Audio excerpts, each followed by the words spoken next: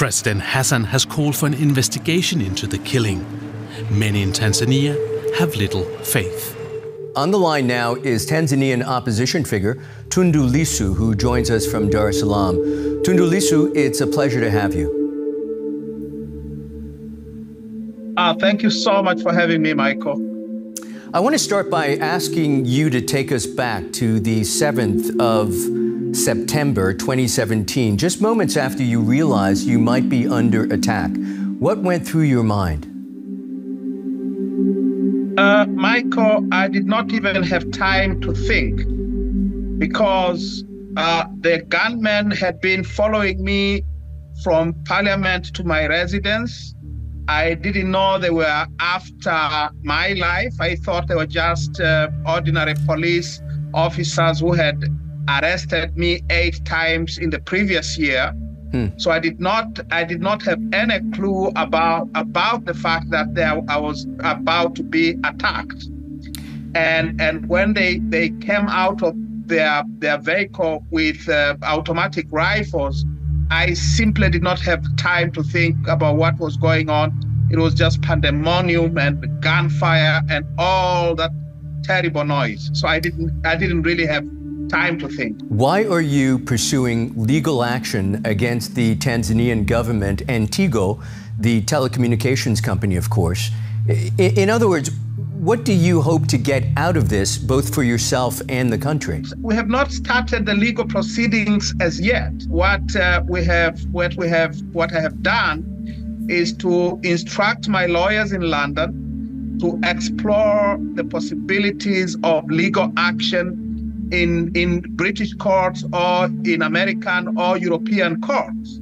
And this is based on the recent revelations in the British courts that Tigo and its parent company, Millicom, had provided the government of Tanzania with live data or location and my electronic data, which enabled the government and its gunmen to track me down from Parliament to my residence and try and kill me. So if my lawyers decide that we are going to go to court in Europe or in North America, as I wish, the intention would be not only to get justice for myself, but also to get to the bottom of the assassination attempt. We would like to know who did what, who demanded that I be tracked electronically by Millicom and its Tanzanian subsidiary, on whose instructions, who provided the information from Tigo, who got the information, who passed it on to the gunmen. We want to get to the bottom of this. And the reason is that for the past 7 years, the government of Tanzania has refused, consistently and vehemently refused to investigate the matter. And therefore, if we are to get to the bottom of it, we must get it. We will have to get it through the use of British or American courts. Why don't you believe you can get justice through that evidence in Tanzanian courts? In Tanzania, it is simply impossible. The government of Tanzania has refused to investigate it. The Tanzanian courts to use the same testimony that was given in British courts. Tanzanian courts are not independent. They are under the thumb of the executive, of the president who appoints all the judges.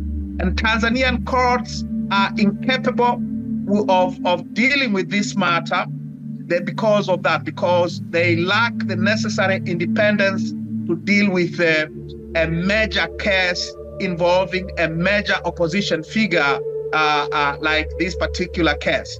And we are pursuing it we are going to pursue it in British or North American courts precisely because there is no other way of getting justice in the courts in Tanzania.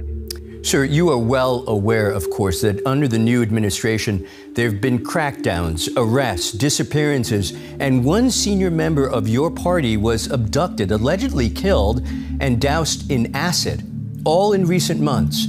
Is Tanzania a free country? Tanzania is not a free country. The late Ali Kibao was actually abducted about 300-400 meters from my residence, from where I am right now, pulled out of the bus, which was stopped right in the middle of a highway, bundled into a car that is used by intelligence and security people in this country, and brutally tortured before being murdered and doused in acid. So a country which commits or tolerates actions of this nature cannot by any standard be described as a free country. Why do you think no one was held accountable for your 2017 assassination attempt? And do you believe your legal action might change that? The reason that no one has been held accountable for the attack is because the people who should have taken action to investigate and punish those who did it are the people who authorized it. You see, 2 hours before I was attacked, the then President John Pombe Magufuli, stated on live national television that those who opposed his regime's economic policies did not deserve to live. And 2 hours later, I was nearly murdered. So it came directly from the president. And now we know that for the previous 2 weeks, I was under constant surveillance, electronically and through human intelligence. And so it is very clear that those who perpetrated this act had the direct orders of the president, and they cannot, of course, investigate themselves because they are still in power. You appear, sir, to be talking to us quite freely. I'm curious, are you safe in Tanzania? No, I'm not. I'm not safe. Tanzania is not a safe country. And the proof of that assertion is the murder of Mr. Ali Kibao only last month. And yet you chose to go back to Tanzania, and you are still there now. Yes, I did. I believe that this murderous tyranny has to be faced. It has to be opposed. It has to be resisted. And doing it from exile is mighty difficult. And I can tell you that for 5 years that I was in exile, it was very difficult to organize resistance on a national scale against this tyranny. So I'm here because no one is safe. I'm not safe, and millions of Tanzanians are not safe. And precisely because of that, we have to organize resistance in order to deal with this tyranny. Tanzanian opposition figure Tundu Lissu, many thanks, sir. Thank you so much for having me, Michael. We should mention we invited Tanzania's government spokesperson to respond to Mr. Lissu's allegations, but we received no response.